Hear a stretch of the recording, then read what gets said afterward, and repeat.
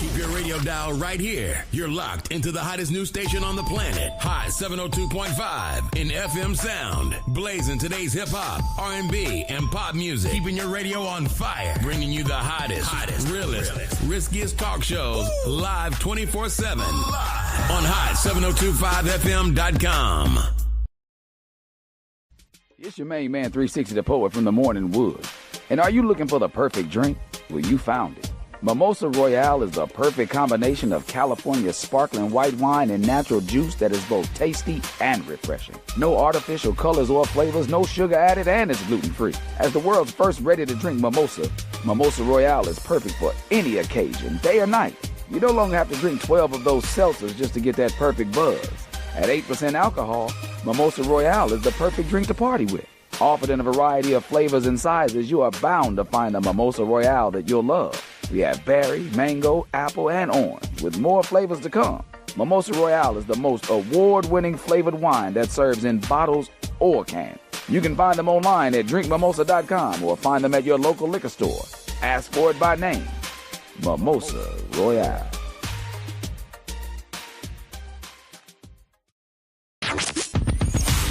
Hi. Hey. What's up?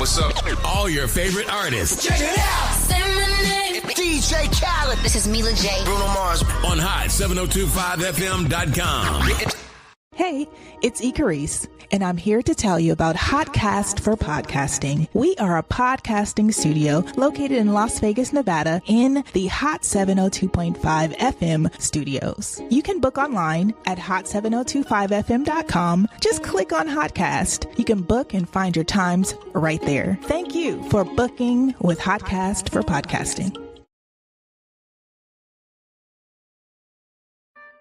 No limit to the limit. Welcome to Marriage Bootcamp. No limit to the limit with Robert and Vicky Bell. I thought I told you. No limit to the limit for better or for worse. No limit to the limit for richer or poor. No limit to the limit in sickness and health. I thought I told you to love and cherish until death do you part. 1 + 1 = 1. 2 is bigger, but it's Still 1. 1 1,000, but 2 10,000. Team Bell, Rob and Vicky Bell, Hot 702.5. We out.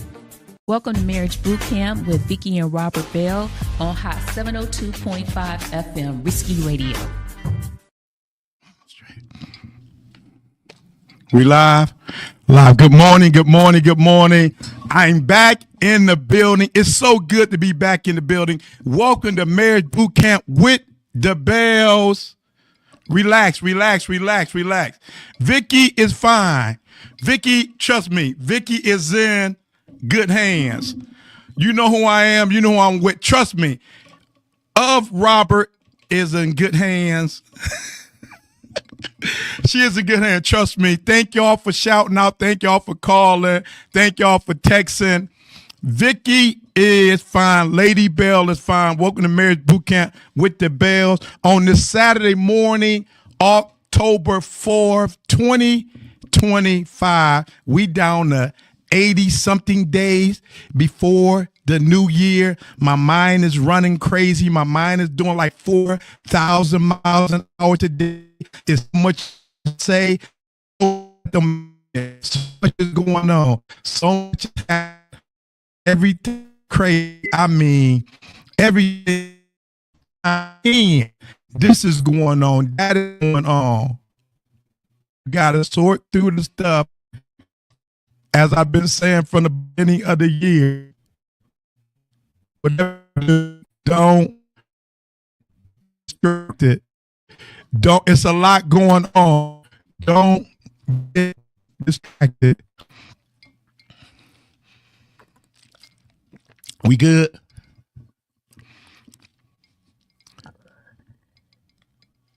Whatever is going on, we can't afford in this day and time, October 4th, 2025, 80-something days left in 2025, we cannot afford to get distracted. We've been distracted all year long. A whole lot of stuff been going on all year long, week after week, day after day, month after month. We've been getting distracted. Lady Bell ain't with me, but I got some help with me this morning. Look up to the hills from which cometh thy help. I got some help with me. I got little black Jesus with me this morning. So I got some help. I brought little black Jesus with me this morning because I got so much I want to stay, and I want to stay focused. September 4th, 2025. We cannot afford to get distracted. We all get distracted. I'm pretty sure I'm going to speak for myself. And along with Vicky, I dragged Vicky on it yesterday, and I dragged my mother-in-law in on it yesterday. We was all distracted all day. I was all distracted all day yesterday from 8 a.m. till about 4 or 5 p.m. waiting for the verdict, waiting for the sentencing. Was that crazy? That had us distracted had me distracted all day yesterday. Why was I so vested? Why was I so invested? Because I'm a black man, and it's scary. It's scary when they keep picking the elite of us off.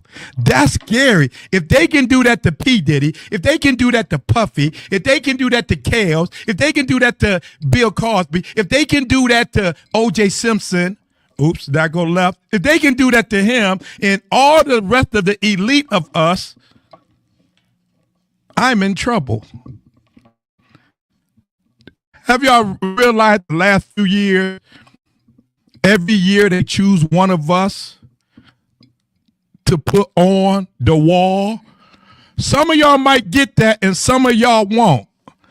But they're putting us on the wall. They're displaying us. They're making examples of us. But see, it's just like a young black man getting shot down in the street. We had a young man get shot down in the streets of Akron a few months ago. And of course, the powers that be did their investigation and said they're not putting any charges against the police officers. But, we as black folks, as normal, we don't want to cause an uprising or stir up anything because it wasn't your son, because it wasn't your nephew, because it wasn't anybody that you knew. Some of that, hey, do y'all realize how close it is to home? Do y'all realize how close it is to your front door? Oh, by the way, distraction. In case you didn't know, the government is still shut down. The government is still shut down. We cannot afford to get distracted. But stuff like that, like remember when Kales got locked up? You know what's scary about that? I hate it when locked up. We talking about circumstance. I'm talking about getting locked up. Your status doesn't matter as a man of color. Remember when Kel sang that song, did you ever think that we would be this rich, have a yard with a 50-acre lawn? I think that's how the lyrics go. Google it. That's where he was in that big old mansion with that. He out there in that big old mansion out in the front yard, and in the basement is like 50 red luxury cars. Did you ever think that we would be this rich? Did you ever think? Can you imagine living that high on the horse? Take that. And now being locked up. I don't care how much money you got. I'm going to go. Lady Bell, I wish you was here. I'm going to tell it. The one time I got into some serious trouble, I told my lawyer one thing. I don't care how much it costs. If I got to break the bank, I don't want to go to jail. That money was more important than my freedom. I don't care what it costs. Please, I don't want to do 1 day. I don't want to do 2 days. Well, will you settle for this? No, I don't want to do 1 day. 30 days, 60 days. No, I don't want to do 1 day. I don't care how much money you got. But when your money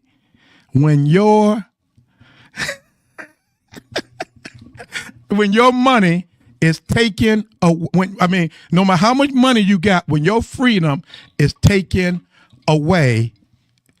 And I saw what you saw. I saw what you said there, boss lady, E. Carice.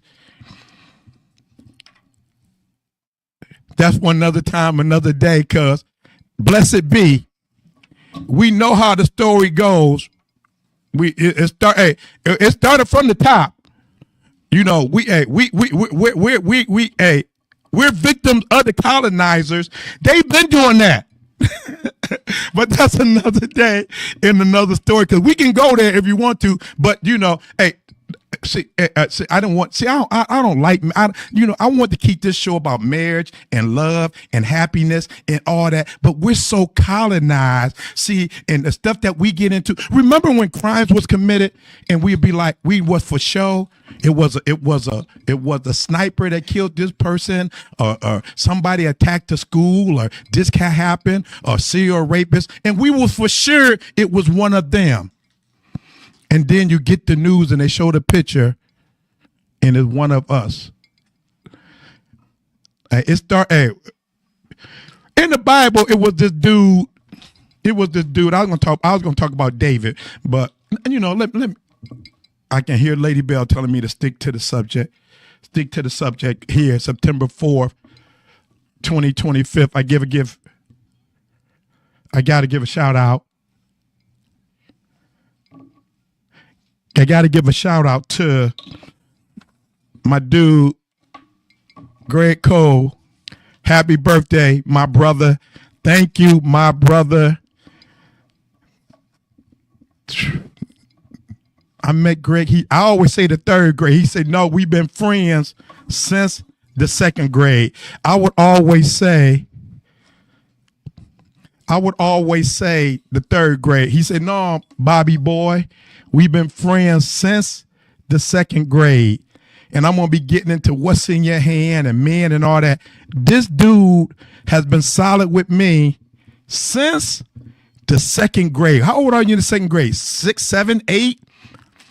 I can call this dude today. I can call this dude tomorrow. I can call this dude at 6 a.m. I can call that dude at 1 a.m. And the dude don't fly.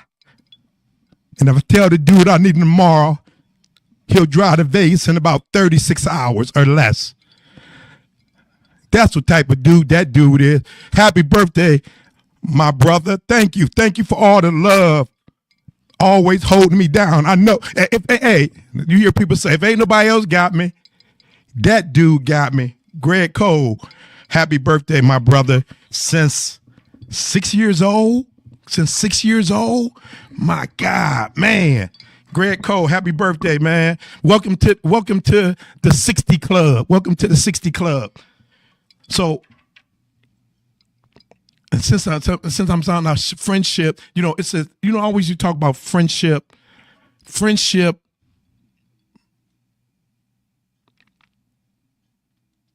I got this. I want to put this together. Friendship, fellowship, and relationship.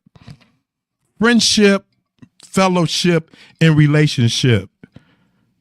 Me and that dude don't have a relationship, friendship since the 6th grade. I was teasing him back then. I remember he used to have some white shoes. He wore white shoes to school, some white leather shoes to school. In the 2nd grade, I'm like, man, you got on white shoes? Some white shoes you got on? You don't like Easter shoes.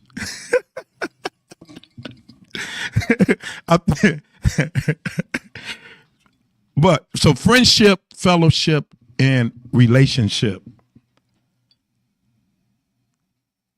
You know, man.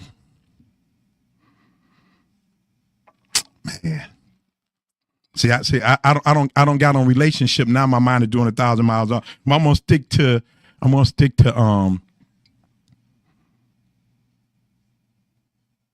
because I was with some brothers last week, and you know we were just talking and all that, being men and the stuff that we deal with and this and that, and you know talking about men group and talking about men fellowship and talking about men fellowship, and you know, let me tell y'all, so I'll be 62 in January. Been going to church since I was 8 years old. I don't been in every man's group it could be. Y'all remember Promise Keepers? Way back then, Promise Keepers. I just go to Promise Keepers. Do y'all remember Manpower? Used to go to Manpower. Do y'all remember Men of Valor? Used to go to that. Do y'all remember Blood Brothers? Used to go to that. All of the men groups I've been a part of. All of those men movements I've been. The original Million Man March. I was there. I was there. I was there when black preachers and black pastors were saying, "Oh, Farrakhan doing that. He trying to convert all of y'all. Don't go." Now all of them try to do now they all want to do a similarity. Let's do 100-man march. Let's do 1,000-man march. Let's do a 5,000-man march. No, Minister Louis Farrakhan started that whenever that happened 25 years ago. It wasn't a spiritual thing. It was a movement. I was there. But then what I have learned is all was fellowship. When I talk about Greg Cole, I'm talking about relationship. I can call that dude anytime, and he's on his way. I told y'all the story about when I got married. Me and Vicky got married. We got married. We bought the house. We bought the car. Boom. 3 months later, I lost my job. Greg ran into my sister. "Hey, how Bob doing?" He just got laid off. This dude called me. He called me. "What you need?" He didn't do like most of us do. He don't lost his job. I ain't calling. He might ask for something. I ain't going over there. He might need something. No, the dude picked up the phone and said, "Hey, I heard you got laid off. I know you just got married. You need anything? Y'all good?" That's relationship. Fellowship say, "I'm praying for you," sending prayers. I'll tell the pastor to pray for you.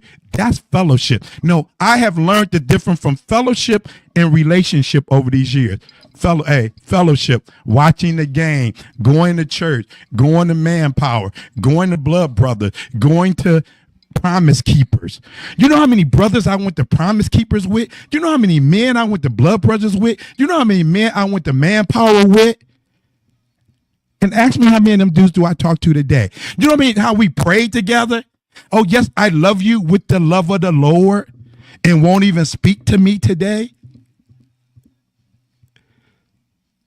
I'm talking about men that love Jesus, that love the Lord. See, you got to understand. I was talking to a young man last week,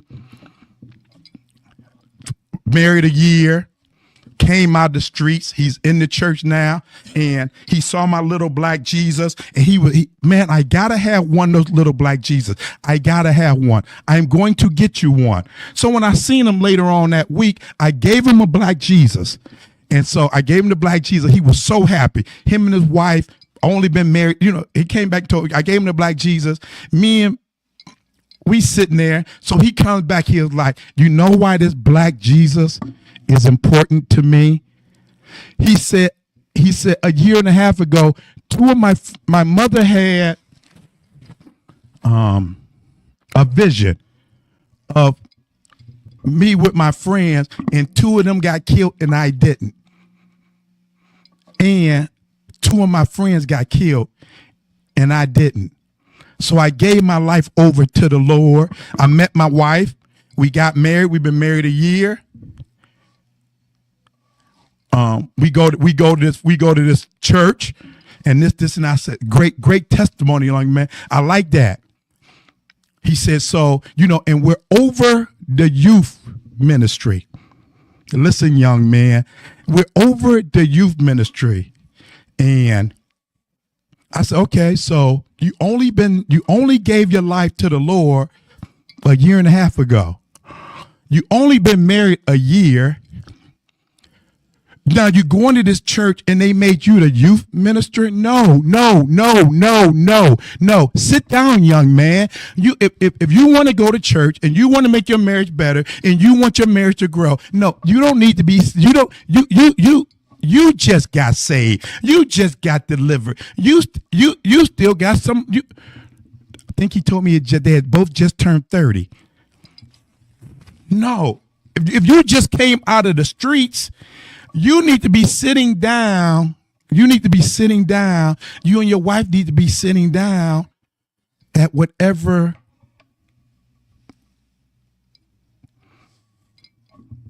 spiritual organization you're at, a spiritual belief you're at. You need to be sitting down and getting fed.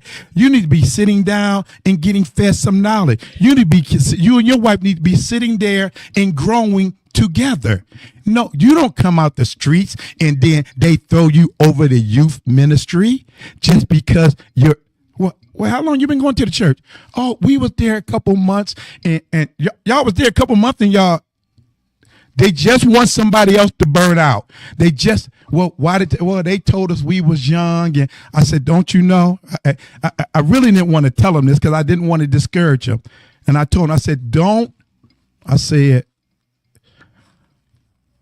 your God first, your spiritual head first, your God, then your wife, then your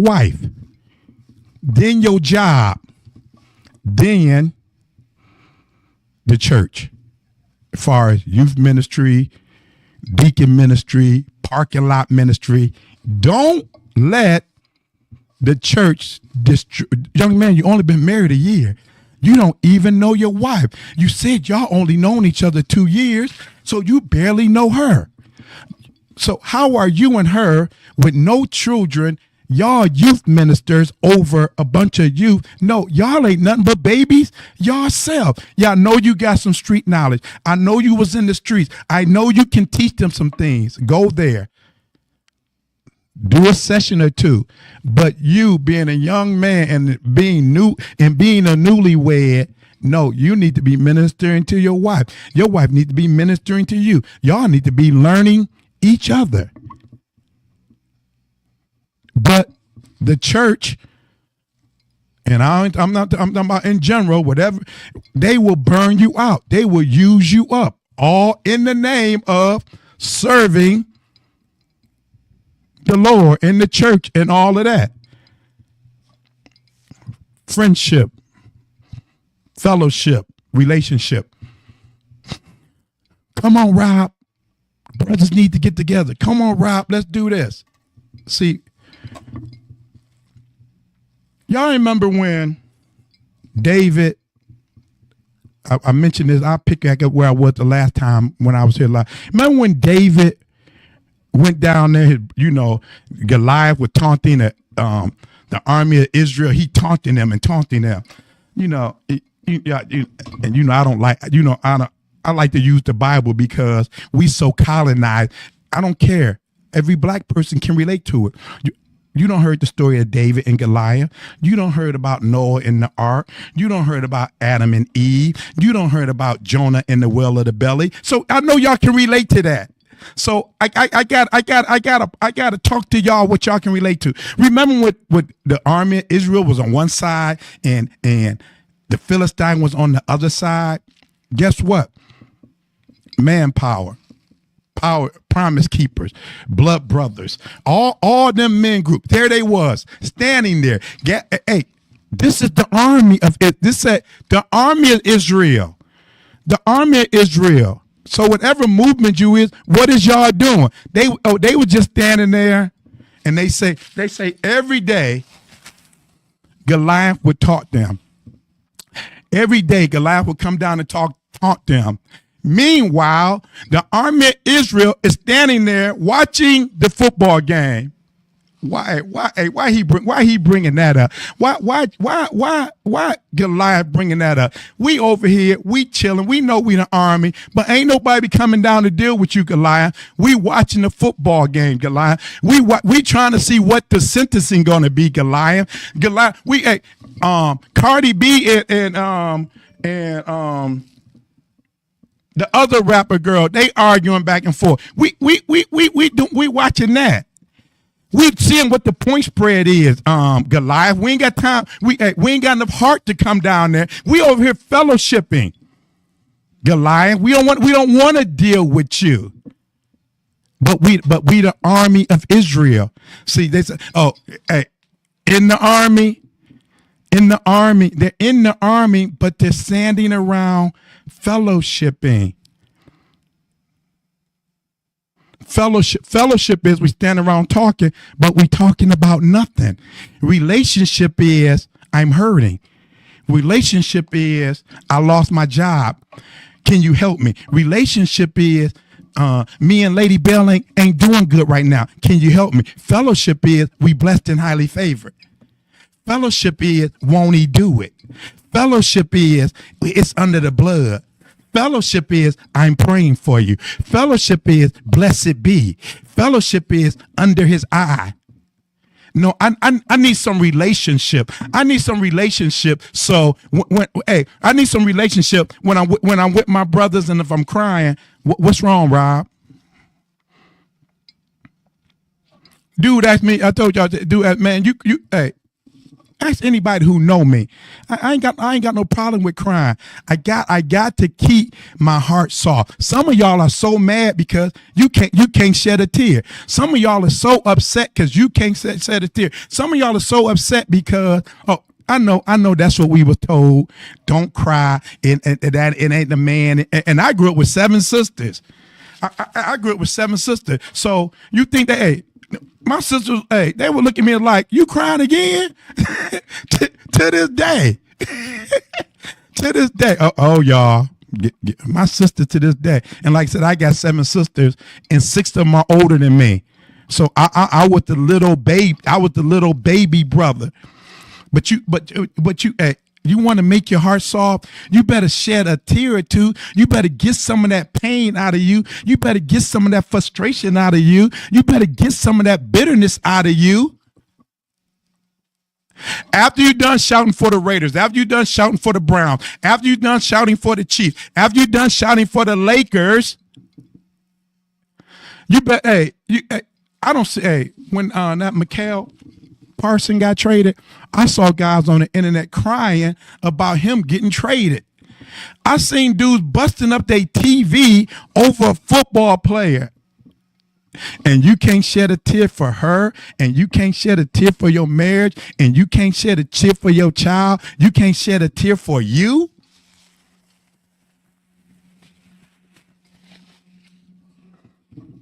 David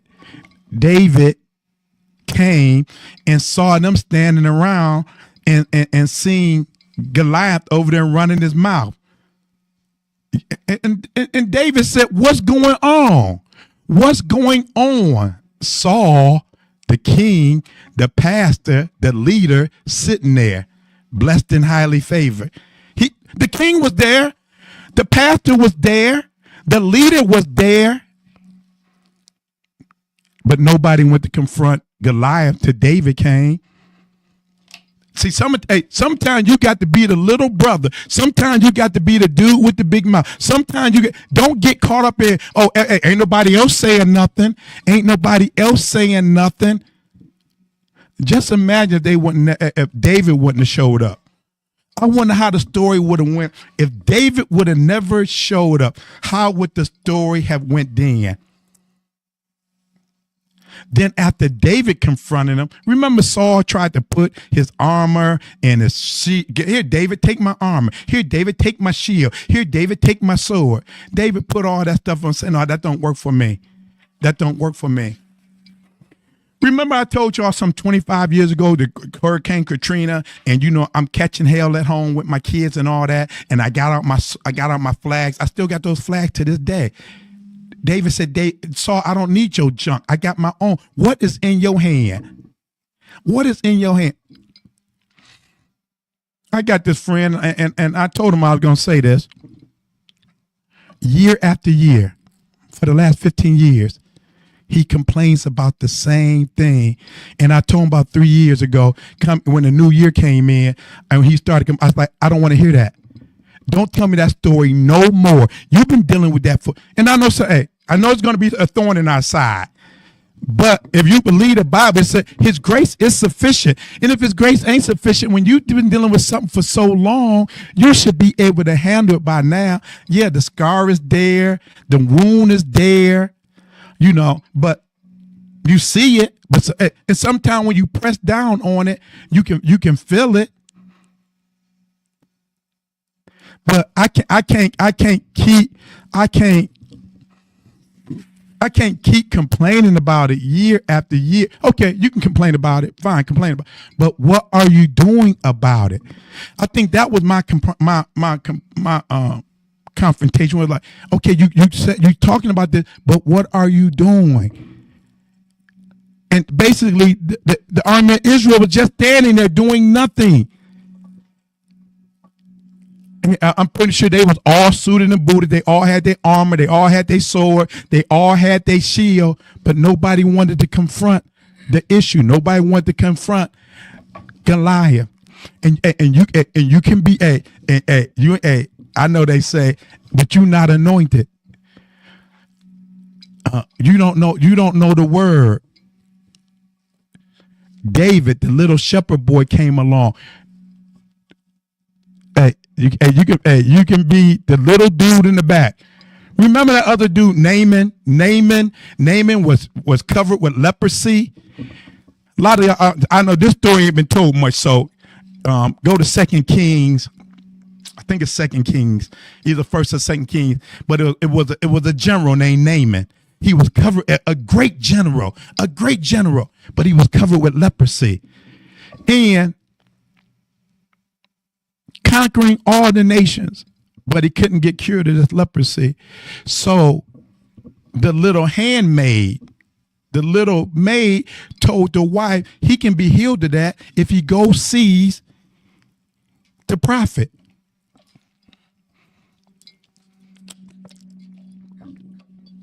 So Naaman goes to see the prophet, and the prophet told him to go dip in the Jordan River. But Naaman was too bougie for that. The Jordan River is too dirty. Why didn't he tell me to go jump in the other two rivers? They're much cleaner than the Jordan. So I'm not going to get in that dirty Jordan because I'm too bougie for that. I'm not going to dip in it. And so as he was heading back, still full of leprosy, the little soldier, the little E1 next to him told him, well, if he would have told you to do something great, Naaman, you would have did it. The man said, just go dip in the Jordan River. Now see, and then Naaman went down there and dipped in the Jordan River, and he was healed of leprosy. Now see, what if the little E1 soldier wouldn't have said nothing to David, to said something to Naaman? How would the story have went then? We talking about how great Naaman is. We talking about how great Saul was at the time. But what if David wouldn't have showed up? What is in your hand? Back to David. I don't need your sword. I don't need your shield. I don't need your armor. I have something already in my hand. You've been saved for 5 years. You've been saved for 10 years. You've been saved for 15 years, 20 years. What is in your hand? What have you been fighting this thing called marriage with? What have you been fighting this thing called family with?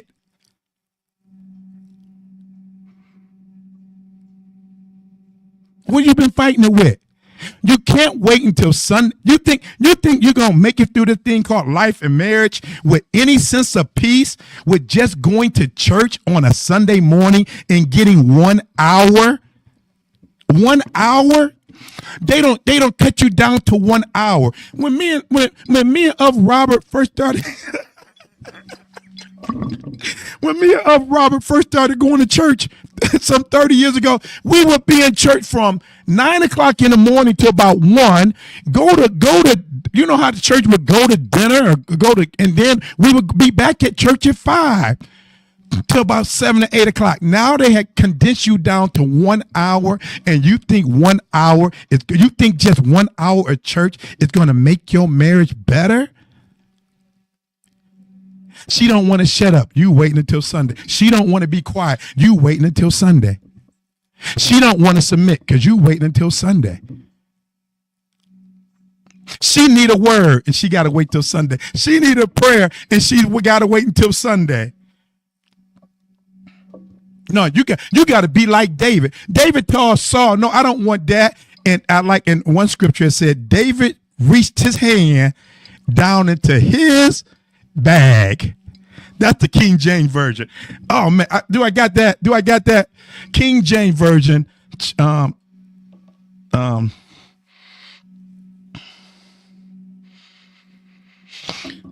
King James Version.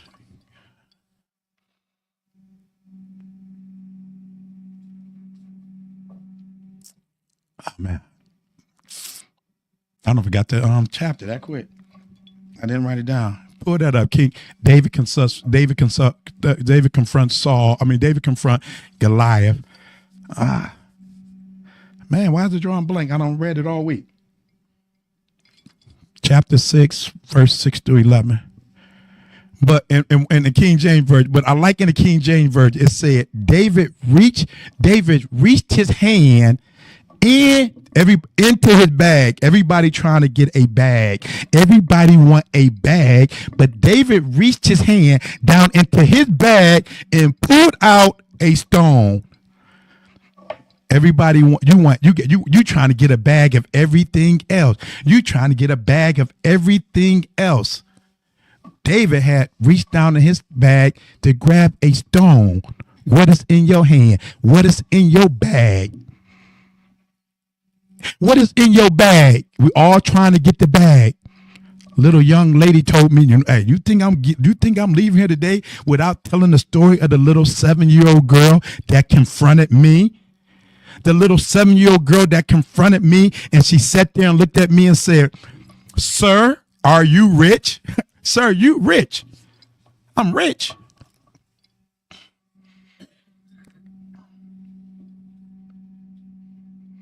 Yes. First Samuel 17.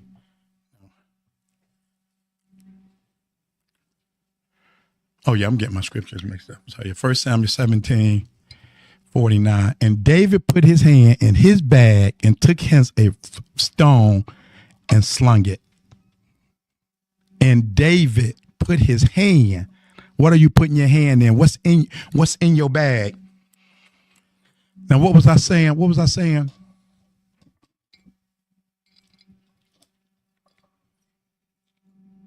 Oh, you think I'm gonna leave this today without telling the story about the little 7-year-old girl? What's in your bag? Let me. So the little 7-year-old girl, we sitting there eating breakfast. And so the little 7-year-old girl, she looking at me. I got my jewelry on, my gold bell, my gold whistle, couple of rings, and little girl, she just kept looking at me. And we having casual conversation. I'm having casual conversation with this little 7-year-old girl, and she says, "You are rich." I said, "No, I'm not rich. I'm not rich. I'm just ad-libbing now. I'm not rich by any means. I'm not rich by any means, little girl." But she told me, she said, "Sir, you are rich." I said, "No, sweetie." She said, "You are rich." I said, "From your mouth to God's ears." She said, "But you rich. It ain't got to get." In other words, she said, "But you're rich already. It ain't got to get to God's ears. You're rich already." Then the little girl said, "You're rich already. You got a gold bell." What's in your bag? You got a gold whistle. What's in your bag? You got gold rings. What is in your bag? And then she said, "And look at your wife." Message. Who used to say that? Message. That was a message. know what? And then later on in the day, as I thought about what she said, I remember I said to a friend of mine about a month ago, very, he got a big bag. He got a comfortable bag. And I said to him, how much more money do you need? How much more do you need? And basically, that's what the little girl said to me. You rich already. Because godliness, and how long have I been saying this? Godliness with contentment is great gain. I said earlier, give me my freedom. What's good in having all the money in the world and you locked up? What good is having all the money in the world with no freedom? Godliness with contentment is great gain. You already rich. What's in your bag? What's in your hand? I say it all the time. Everybody would like a little more. If we just had this, we'd be a little bit more comfortable. Yeah, the bills is paid. I don't want to live week to week. After all the bills are paid, if we could just have this. After all the bills is paid, we could just have this. I don't need a big house, just maybe 300 square more feet. I don't need a 2026. Maybe if I could just get a 20, can I get a 2024? If I can, I don't need a 2026, but if I can get a 2024, sir, you already rich. Do you got peace? You already rich. Do you got some joy? You already rich. Do you got some wisdom? You already rich. Do you and your wife walk in unity? You already rich. Do your wife love you? You already rich. Do she like you? You already rich. Some guy, do she respect you? You already rich. The little girl, she said more than she ever imagined when she said, look at your wife. Look at she probably just saw the beauty. I saw the respect. I saw the joy. I saw the wisdom. I saw the peace. I saw the patience of Robert.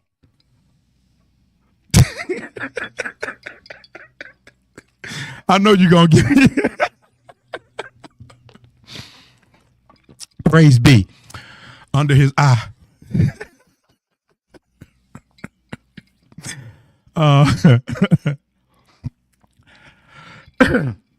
But and like I've been saying all year,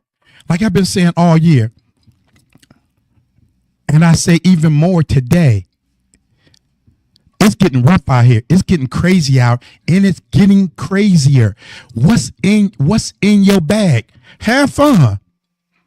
Have fun. I told y'all, nobody's gonna have more fun than me. Just had a little bit of fun and planning some more fun. But you gotta have your house in order as much as possible. You can't have a good time in your hand and no emergency fund in your hand. You just can't have fun. You gotta have some order at home. You know, when things that way, if things go left, your wife can't say, well, if you wasn't sitting up there watching 4 football games, maybe we would have been ready for this. Maybe if you weren't over there at the bar with the boys, maybe if you weren't at church 5 days a week, maybe this could have got done. Have fun, but have your house in order as much as possible.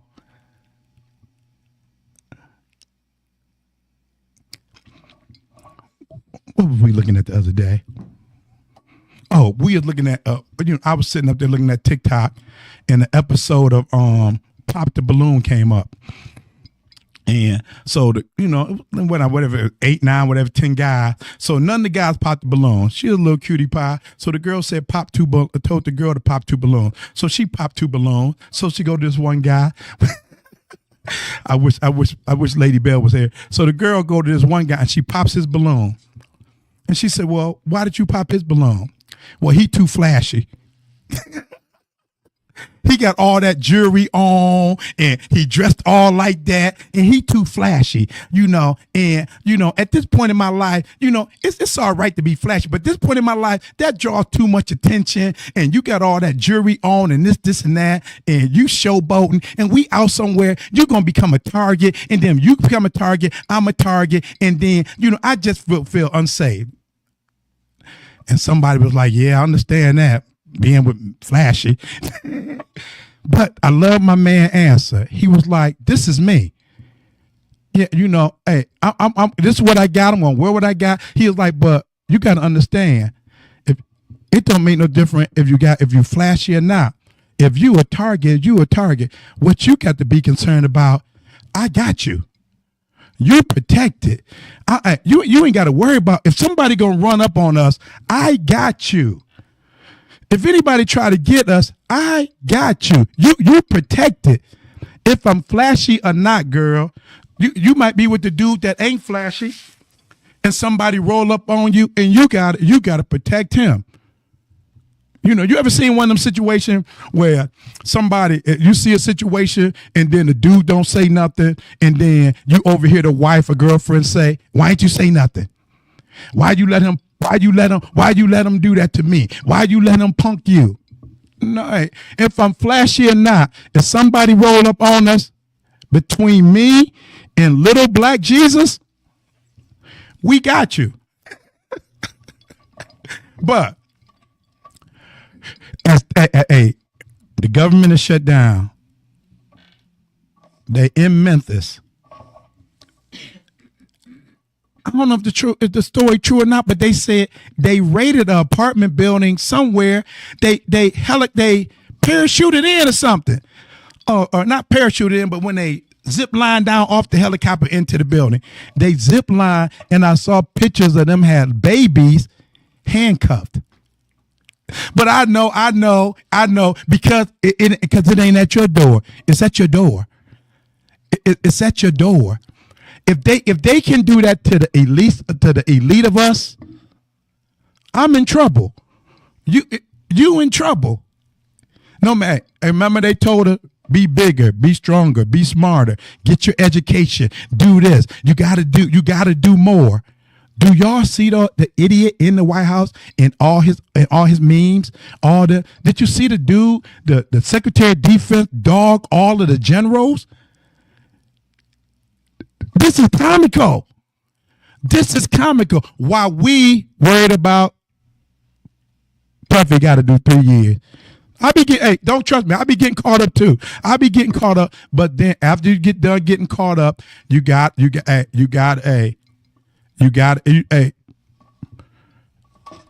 you grow up in one of them houses where at the end of the night, you go and check and make sure every night, my wife gonna check and see all the doors is locked, all the blinds is closed, as if somebody gonna come peek in the windows. After you done watching the football game, after you worried about Puffy sentencing and all the nonsense that we get caught up in, after you turn off TikTok and after you turn off Facebook, you got to make sure all the doors is locked. You got to make sure all the shades is down. You got to make sure everything is in order at home. Mama, can I go to the playground? Is your homework done? Mama, can I go play basketball? Is all your chores done? Mama, can I go do this? Is your bed made? Is your bed made? Is your room clean? Are your chores done? Is your homework done? Before you go hang out with Saul and them dudes down there in the valley, don't wait on David. If you're in the army with Naaman, be the little dude to say, "Sir, all he told you to do is go and dip in the Jordan River." The little dude can be the big dude, because no matter who you are, just know who you with. Marriage Bootcamp. 1 + 1 will always be 1. I got something in my hand, girl. 2 is bigger, but it's always 1. I got something in my bag, girl. I'm reaching my hand in the bag. 1, 1,000. What's in your hand? But 2, 10,000. You've been rich. Team Bell. We out. Welcome to Marriage Bootcamp with Vicky and Robert Bell on Hot 702.5 FM, Risky Radio.